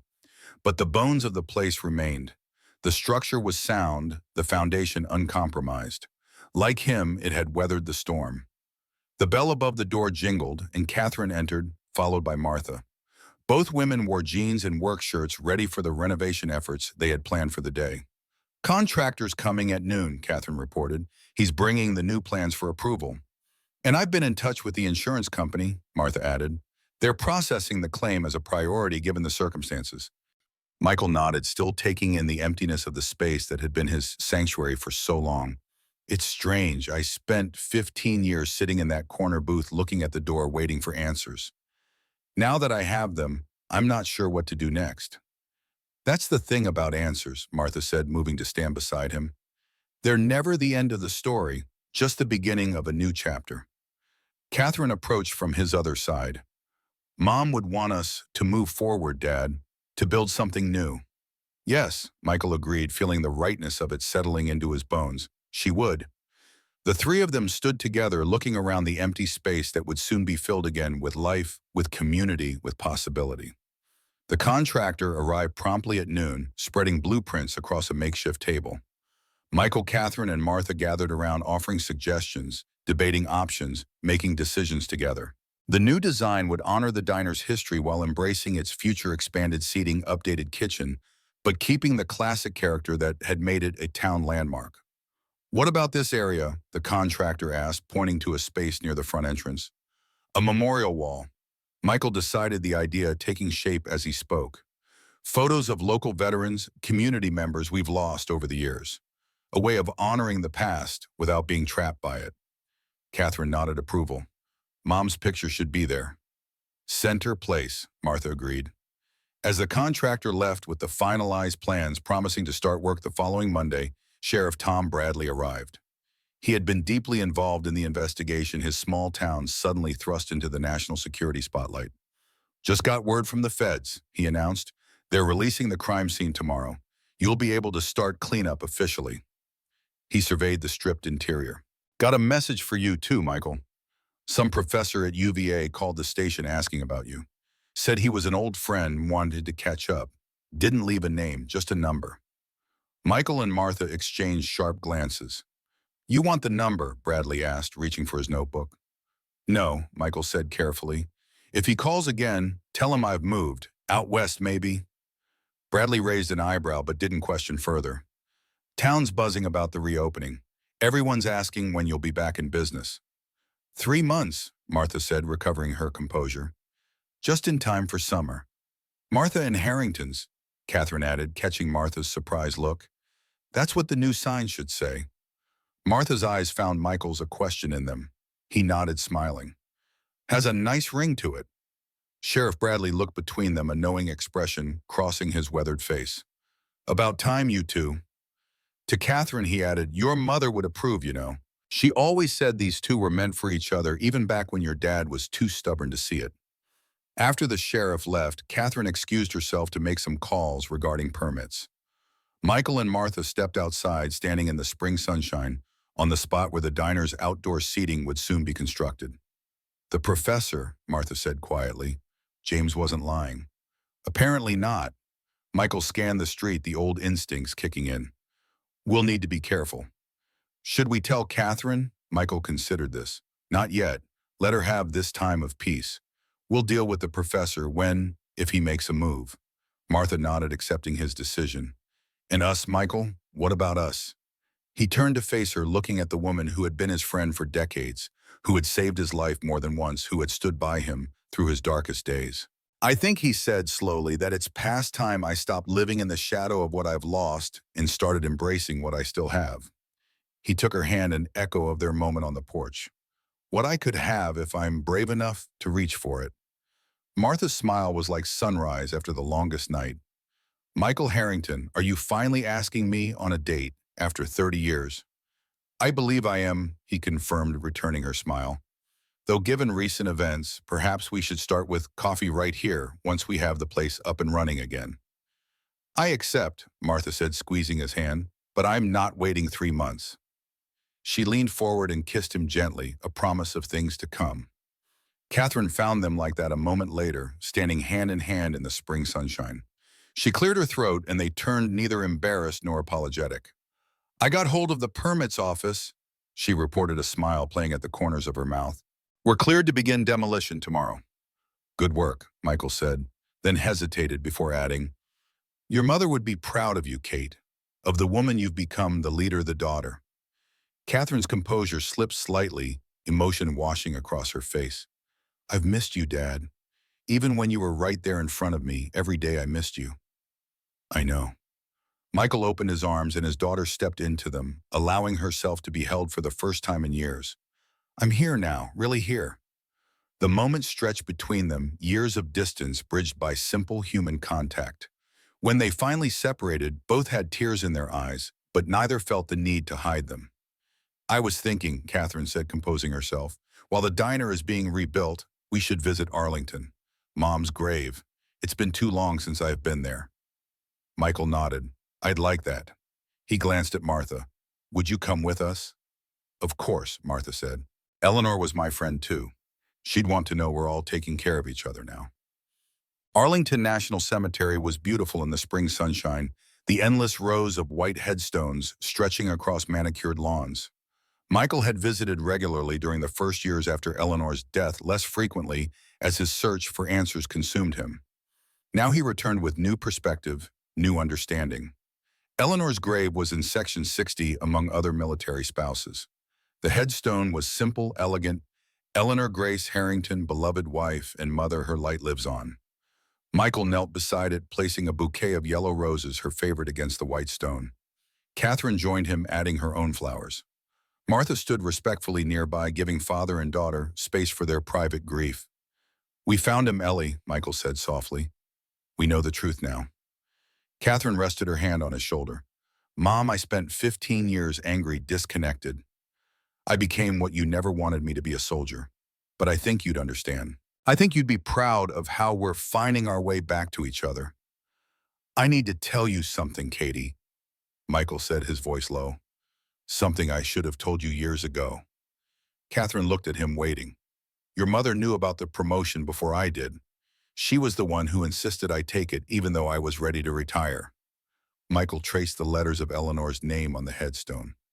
She believed in service, in duty. She said I had more to give. He took a deep breath. If I had retired when I wanted to, she'd still be alive. Dad, no. Catherine's voice was fierce. James made his choice. You can't carry that. I've carried it for 15 years, Michael admitted. The guilt, the what-ifs, it's why I couldn't let it go, couldn't stop searching. And now, Michael looked up at his daughter, seeing Eleanor in her eyes, her determination. Now I think it's time to honor her by living, not just surviving. They remained there for some time, the spring breeze rustling through nearby cherry trees, scattering blossoms across the immaculate grounds. Life continuing, beauty, persisting even in a place dedicated to honoring the dead. When they finally rose to leave, Michael felt lighter somehow. Not unburdened, he would always carry Eleanor with him, but able to bear the weight with greater ease. Martha was waiting for them at a respectful distance. As they approached, she offered a sympathetic smile. She was extraordinary, your Eleanor, the kind of person who made everyone around her better just by being herself. Yes, Michael agreed. She was. He took Martha's hand, a gesture that felt increasingly natural. She would approve of this, you know. Of us. She always said life was for the living. Catherine nodded agreement. Mom never held on to bitterness. She wouldn't want us to either. They walked back toward the cemetery entrance together, the three of them connected now, by more than just the crisis they had weathered. By choice, by shared purpose, by the slow healing of old wounds. As they reached the car, Michael paused, scanning the grounds with old instincts that never truly faded. At the edge of his vision, near a stand of trees, he caught a glimpse of an older man with silver hair and glasses watching them. When Michael turned for a better look, the figure was gone. Dad? Catherine asked. Everything okay? Michael hesitated, then nodded. Everything's fine. The drive back to Virginia was quieter, each of them processing the emotional weight of the day. But the silence was comfortable, unforced. The silence of people who understood one another well enough that constant conversation wasn't necessary. 3 months later, the morning of the grand reopening dawned clear and perfect. Martha and Harrington's diner stood transformed, the exterior freshly painted, the new sign gleaming in the morning sun, the interior ready to welcome the community back through its doors. Michael stood on the sidewalk out front, taking in the results of their labor. The American flag flew from a new pole beside the entrance, honoring the military heritage that connected so many in their small town. Through the windows, he could see Catherine and Martha making final preparations, moving with the easy coordination of people who had learned to work together as a team. Sheriff Bradley joined him, coffee in hand. Quite a transformation, he observed. You three have accomplished something special here. We had help, Michael acknowledged, thinking of the many townspeople who had contributed the time, skills, and support to the project. Community comes together when it matters, Bradley said. Though I have to admit it's going to take some getting used to calling it Martha and Harrington's instead of Mason's. Change is part of life, Michael said, watching as Martha laughed at something Catherine had said inside. Sometimes it's exactly what we need. Bradley sipped his coffee. By the way, that professor called again. More insistent this time. Said it was important you two connect. Michael's expression didn't change, but a familiar tension returned to his shoulders. What did you tell him? What you asked me to. That you'd moved west. He didn't believe me. Bradley gave Michael a sidelong look. Old friend is he? Old enemy, more likely. Michael kept his voice casual. Did he leave a name this time? No, but he left a message. Bradley handed Michael a sealed envelope. Said to give this to you when I saw you next. Michael took the envelope, feeling its weight. Thanks, Tom. You in some kind of trouble I should know about? The sheriff asked, concern evident in his voice.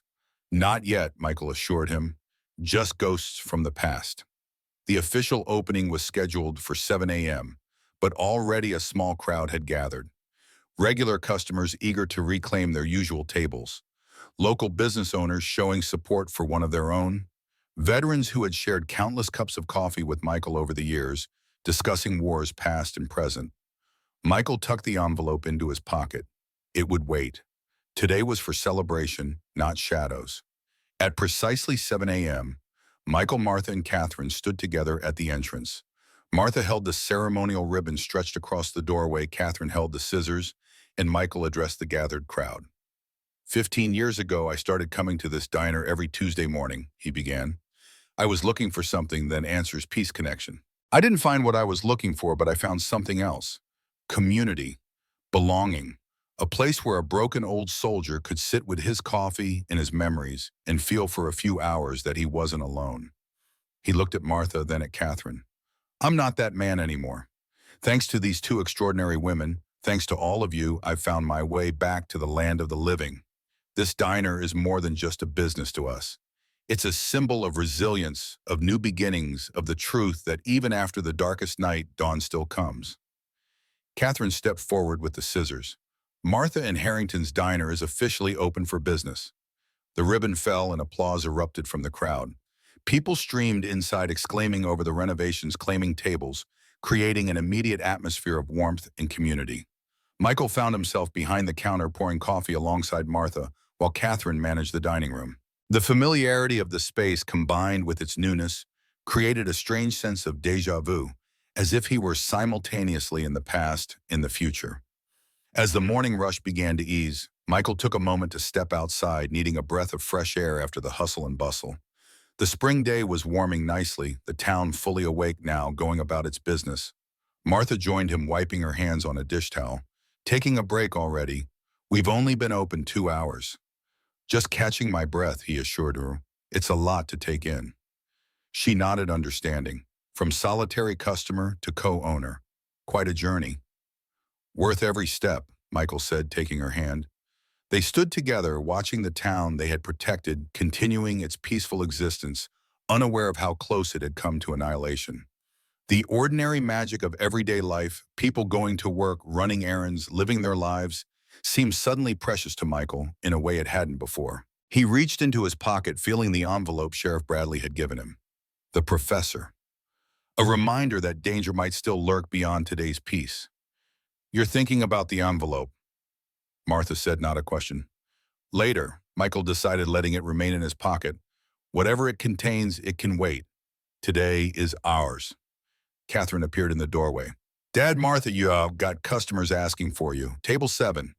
Inside, they found Director Freeman seated at a booth alone this time, an untouched cup of coffee before him. He rose as they approached. Congratulations on the opening, he said, shaking Michael's hand, then Martha's. Quite a transformation.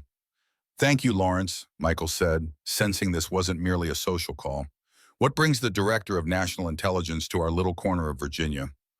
Freeman waited until they were seated across from him, then spoke quietly. 2 things. First, these. He slid 3 small boxes across the table. From the president, your commendations.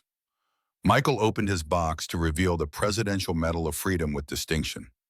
Martha's contained the Distinguished Intelligence Medal. The third for Catherine held the Distinguished Service Cross. Normally presented at a ceremony, Freeman said, but given the classified nature of your actions, we understand, Martha assured him. Please convey our thanks. And the second reason for your visit, Michael asked, sensing there was more. Freeman's expression grew somber. We've been investigating Eagle's Talon thoroughly. Donovan's network went deeper than we initially estimated. He hesitated. Several of those we interrogated mentioned another founder, someone called the Professor. Michael and Martha exchanged glances. Any identification, Martha asked. Nothing concrete, but yesterday we found this. Freeman passed a folder across the table. Inside was a single photograph, grainy, taken from surveillance footage. It showed an older man with silver hair and glasses walking through what appeared to be an airport terminal. This was taken at Dulles 3 days ago, Freeman explained. Facial recognition flagged a 67% match with a former NSA analyst believed dead since 2011. Dr. Alexander Weiss. Michael stiffened. I knew him. He was in theoretical counterintelligence. Brilliant but unstable. He was James's mentor at the agency, Martha added, studying the photo. Before my time, but his reputation was legendary. Freeman nodded. We believe he may be attempting to reconstitute elements of Eagle's Talon, and the latest intelligence suggests he may have been watching you. He glanced around the busy diner. All of you. The phone calls to the sheriff, Michael said, reaching for the envelope in his pocket. The man at Arlington. We've increased surveillance on this location, Freeman assured them. Discreetly, of course. But I wanted to warn you personally. We appreciate it, Lawrence, Michael said, sliding the unopened envelope across the table. You might want to have your people look at this. The professor left it for me with the sheriff. Freeman took the envelope carefully. I'll have it analyzed immediately. After he left, Michael and Martha returned to work, neither mentioning the professor to Catherine. There would be time for that conversation later. Today was for celebration, not fear. The day passed in a blur of activity, customers coming and going, the reborn diner quickly settling into its new rhythm. By closing time, they were exhausted, but deeply satisfied. As Michael locked the front door, flipping the sign to closed, he caught a glimpse of his reflection in the glass, not the grim, haunted man who had come to Mason's diner every Tuesday for 15 years, searching for answers that might never come. Instead, he saw someone renewed, someone with purpose beyond vengeance. Behind him, reflected in the same glass, Martha and Catherine cleared tables, laughing together about something. His new family formed from the ashes of loss. The professor was out there somewhere, a threat for tomorrow perhaps. But Michael Harrington had faced threats before, had survived, had endured, and this time he wouldn't face the danger alone. He turned from the door, joining Martha and Catherine at the counter. Together they counted the day's receipts, planned tomorrow's specials, lived in the moment instead of the past or the uncertain future. For the first time in 15 years, Michael Harrington felt completely at peace. The ghosts were finally quiet, and the living had reclaimed their rightful place in his heart. Whatever came next, they would face it together.